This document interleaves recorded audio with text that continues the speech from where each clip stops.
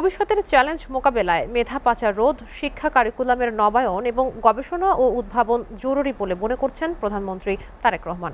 মঙ্গলবার ঢাকা বিশ্ববিদ্যালয়ের সিনেট ভবনে transforming higher education in Bangladesh roadmap to sustainable excellence শীর্ষক কর্মশালায় এসব কথা বলেন সরকার প্রধান।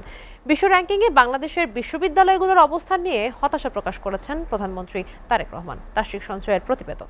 উপস্থিত সুধীবৃন্দ, আসসালামু আলাইকুম। মঙ্গলবার ঢাকা বিশ্ববিদ্যালয়ের সিনেট ভবনে বিশ্ববিদ্যালয় মঞ্জুরি কমিশন আয়োজিত কর্মশালায় দেশের শিক্ষা পদ্ধতি প্রসঙ্গে নানা বিষয়ে আলোকপাত করেন প্রধানমন্ত্রী। জানান, মেধা পাচার রোধ করে মেধা লালন করতে চায় সরকার। মেধা পাচার রোধ করে মেধার বিকাশ, মেধা লালন করে আমরা ভবিষ্যৎ চ্যালেঞ্জ মোকাবেলা করতে চাই একসাথে। বর্তমান সময়ের বাস্তবতা, প্রযুক্তির দ্রুত পরিবর্তন এবং বৈশ্বিক প্রতিযোগিতার সঙ্গে তাল মিলিয়ে শিক্ষা ব্যবস্থা ঢেলে সাজানোর কথা জানান প্রধানমন্ত্রী। প্রাথমিক সিলেবাস থেকে শুরু করে উচ্চতর পর্যায় পর্যন্ত আমাদের শিক্ষা কারিকুলামগুলো একটু নতুনভাবে সাজানো বোধহয় এখন সময়ের দাবি। সরকার একাডেমিক সিলেবাসকে সময় উপযোগী করার কাজ এর ভিতরেই হাতে নিয়েছে।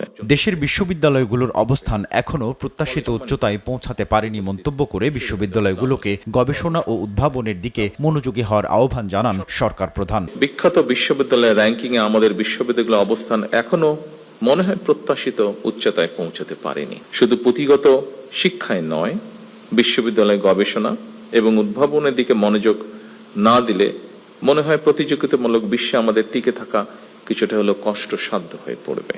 প্রধানমন্ত্রী জানান, প্রতিটি শিক্ষার্থী নিজের সম্ভাবনাকে বিকশিত করার সুযোগ পাবে এবং বর্তমান ও ভবিষ্যৎ বাংলাদেশকেও আলোকিত করবে এমন শিক্ষা ব্যবস্থা প্রতিষ্ঠায় কাজ করছে সরকার। আল্লাহ হাফেজ। বাংলাদেশ জিন্দাবাদ।